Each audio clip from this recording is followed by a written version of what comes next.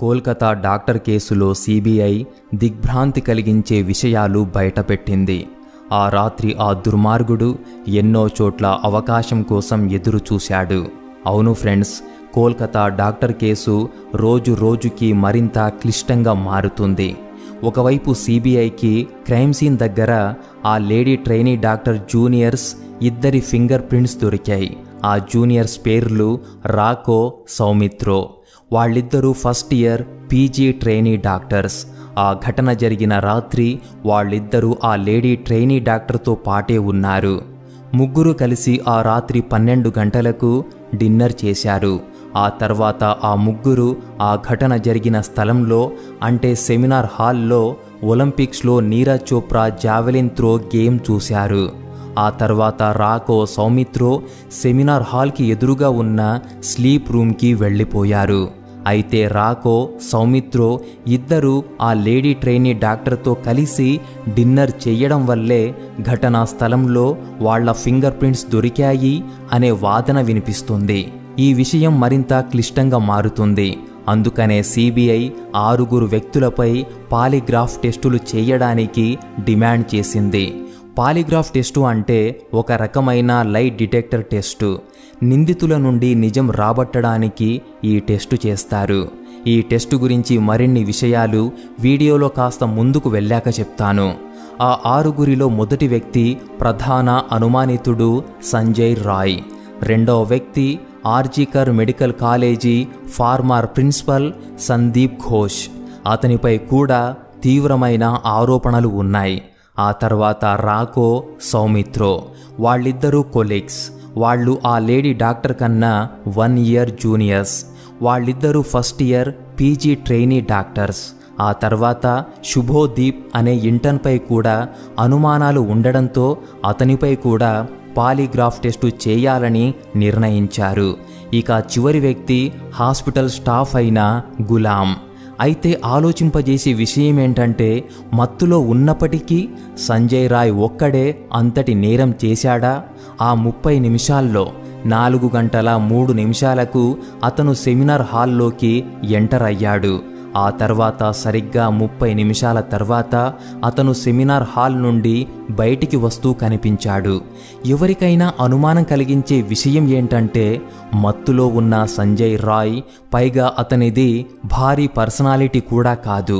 అతను ఒక్కడే అంత క్రూరంగా ఆ లేడీ డాక్టర్పై ఆ అఘాయిత్యానికి ఎలా పాల్పడ్డాడు? ఆమె శరీరంపై అన్ని గాయాలు ఎలా చేయగలిగాడు? అది కూడా కేవలం 30 నిమిషాల్లోనే అంతా అయిపోయింది. ఈ విషయం ప్రతి ఒక్కరిని ఆలోచింపచేస్తుంది. మరో సందేహం రావడానికి కారణం ఏంటంటే, సరే సెమినార్ హాల్ని సౌండ్ ప్రూఫ్గా నిర్మించారు, అయినా కూడా ఆ ఫ్లోర్ మీద అంతమంది ఉన్నారు. వాళ్లల్లో 2 పీజీ ట్రైనీ డాక్టర్లు ఉన్నారు, ఒక ఇంటర్న్ ఉన్నాడు. హాస్పిటల్ స్టాఫ్ అయిన గులాం ఆ ఫ్లోర్లో తిరుగాడుతూ ఉన్నాడు. అయినా కూడా వారిలో ఒక్కరూ కూడా ఆ లేడీ డాక్టర్ అరుపులు గాని కేకలు గాని వినలేదు. అందుకే ఈ విషయం కూడా అందర్నీ ఆలోచనలో పడేసింది. ఈ కేసు బయటికి కనిపిస్తున్నట్టు అంటే ఒక్కడే సస్పెక్ట్, ఒక్కడే నిందితుడు ఉన్నట్టు కనిపిస్తుంది కదా. నిజంగానే ఈ కేసు అంత సింపుల్గా ఉందా అని అనుమానం వస్తుంది. ఎందుకంటే ఆ లేడీ డాక్టర్ పేరెంట్స్ కూడా కొన్ని ఆరోపణలు చేశారు. వాళ్ల అనుమానాలు బయట పెట్టారు. అందుకనే సిబిఐ 6 వ్యక్తులపై పాలిగ్రాఫ్ టెస్టు చేయాలని నిర్ణయించుకుంది. అయితే ఫ్రెండ్స్, పాలిగ్రాఫ్ టెస్ట్ అనేది నార్కో టెస్టు కంటే భిన్నంగా ఉంటుంది. అంటే పాలిగ్రాఫ్ టెస్టు వేరు, నార్కో టెస్టు వేరు, రెండు ఒకటి కాదు. నార్కో టెస్టులో కొన్ని పర్టికులర్ మెడిసిన్స్ ఇస్తారు. దాంతో ఆ మెడిసిన్స్ తీసుకున్న వ్యక్తి విచక్షణ కోల్పోతాడు. అంటే మెదడులో ఉండే ఫిల్టర్ ఆ మెడిసిన్స్ వల్ల పూర్తిగా తొలగిపోతుంది. నిజం అబద్ధాల మధ్య ఉన్న వ్యత్యాసాన్ని మెదడు గుర్తించలేదు. అలాంటప్పుడు ఆ వ్యక్తి నిజం మాత్రమే చెప్తాడు. దాన్ని నార్కో అనాలసిస్ అంటారు. ఇక సిబిఐ 6 చేసే టెస్టు కూడా లైట్ డిటెక్టర్ టెస్టే, కానీ అది నార్కో టెస్ట్ కాదు. దాన్ని పాలిగ్రాఫ్ టెస్టు అని అంటున్నారు. పాలిగ్రాఫ్ టెస్ట్ ఏంటంటే, ప్రశ్నించదలిచిన వ్యక్తిని ఎదురుగా కూర్చోబెడతారు. అతని శరీరంపై అనేక సెన్సర్ పరికరాలు తగిలిస్తారు. వాటిలో కొన్ని సెన్సర్స్ ఆ వ్యక్తి హార్ట్ బీట్ని మానిటర్ చేస్తాయి, కొన్ని ఆ వ్యక్తి బ్రీతింగ్ని మానిటర్ చేస్తాయి, కొన్ని ఆ వ్యక్తి స్కిన్ కండక్టివిటీని మానిటర్ చేస్తాయి. ఇవే కాకుండా నాన్ వర్బల్ సైన్స్ ఆఫ్ కమ్యూనికేషన్ని కూడా పరిశీలిస్తారు. నాన్ వర్బల్ సంకేతాలు ఏంటంటే శరీరం దానంతటా అదే ఇచ్చే సంకేతాలు. అంటే ఫ్రెండ్స్, ఎవరైనా నిజాన్ని దాచిపెట్టడానికి ప్రయత్నించినప్పుడు లేదా అబద్ధం చెప్తున్నప్పుడు శరీరం కొన్ని సంకేతాలు ఇస్తుంది. ఆ సంకేతాలను పరిశీలించడానికి నాన్ వర్బల్ ఎక్స్పర్ట్స్ ఉంటారు. అంటే అందులో బాడీ లాంగ్వేజ్ పాత్ర ప్రధానంగా ఉంటుంది. ఉదాహరణకు, ఎవరైనా తమ ఊహలతో ఒక అబద్ధాన్ని క్రియేట్ చేసినప్పుడు వారి కళ్ళ కదలిక వేరుగా ఉంటుంది, వాళ్ళ శరీరం కదలిక కూడా వేరుగా ఉంటుంది. ఏదైనా విషయాన్ని దాచడానికి ప్రయత్నించినప్పుడు శరీరం యాంగ్జైటీ సంకేతాలు ఉత్పత్తి చేస్తుంది. అప్పుడు ఆ వ్యక్తి కంగారు పడడం, కాళ్ళు చల్లబడటం, చేతులు వనకడం, కళ్ళల్లోకి సూటిగా చూడలేకపోవడం, మాటల్లో తడబడడం లాంటి చాలా సంకేతాలను శరీరం ఉత్పత్తి చేస్తుంది. పాలిగ్రాఫ్ టెస్టులో వీటన్నింటిని కలిపి ఒక ఎక్స్పర్ట్ ఆ టెస్టు చేస్తారు. కాబట్టి ఆ 6గురిపై పాలిగ్రాఫ్ టెస్టు జరగాల్సి ఉంది. అయితే సిబిఐ ప్రధాన అనుమానితుడైన సంజయ్ రాయ్ గురించి ఆసక్తికరమైన విషయాలను వెల్లడించింది. సంజయ్ రాయ్ ఆ రాత్రి 4:03 సెమినార్ హాల్ లోపలికి వెళ్ళాడు. కానీ దానికంటే ముందు అతను ఎమర్జెన్సీ బిల్డింగ్లోకి వెళ్ళాడు. సీసీటీవీ ఫుటేజ్లో వేరే యాంగిల్స్ నుండి వేరే కెమెరాలలో రికార్డైన ఫుటేజ్ చూసినప్పుడు సంజయ్ రాయ్ సెమినార్ హాల్లోకి వెళ్ళడానికి ముందు వేరే చోట్లకు వెళ్ళి చెక్ చేస్తూ కనిపించాడు. అతను వార్డులకు వెళ్ళాడు, అలాగే ఆపరేషన్ థియేటర్లోకి వెళ్ళడం కూడా కనిపించింది. సిబిఐ ప్రకారం అతను హాస్పిటల్కి వెళ్ళడానికి ముందు బ్రోతల్ హౌస్కి వెళ్ళాడు, కానీ అక్కడ ఎలాంటి తప్పుడు పని చెయ్యలేదు.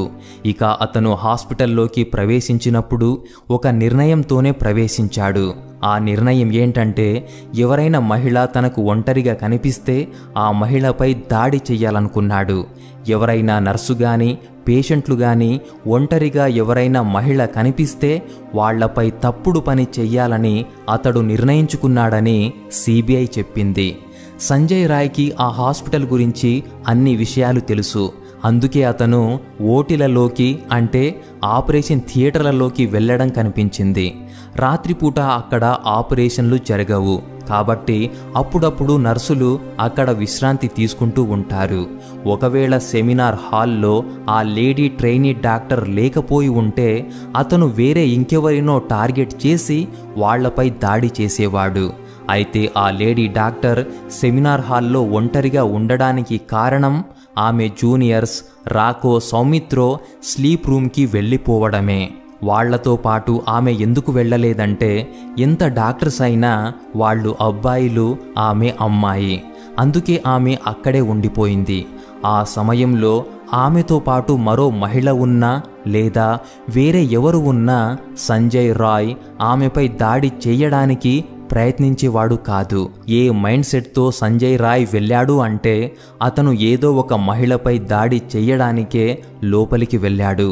అతను ఇంతకు ముందు కూడా ఇలాంటి పనులు చేసి ఉండడానికి ఛాన్సెస్ ఉన్నాయి. ఎందుకంటే మన దేశంలో ఇప్పటికీ ఎలాంటి పరిస్థితి ఉందంటే, మహిళలపై 10 దాడులు జరిగితే వాళ్లల్లో ఒకరిద్దరే తమపై జరిగిన దాడిని బయటికి చెప్తారు, పోలీసుల దగ్గరికి వెళ్తారు. చాలా కేసులైతే అసలు బయటికే రావు. ఫ్రెండ్స్, ఈ విషయంపై మీ ఒపీనియన్ ఏంటో ఖచ్చితంగా కామెంట్ చేసి చెప్పండి. మీ చుట్టూ ఉన్న మహిళలకు మీరు ధైర్యంగా నిలబడండి. ఈ వీడియో ఇంతే ఫ్రెండ్స్. ఈ వీడియో నచ్చితే లైక్ చేయండి. ఇలాంటి మరెన్నో వీడియోస్ కోసం ఇప్పుడే మన ఛానల్ని సబ్స్క్రైబ్ చేసుకోండి.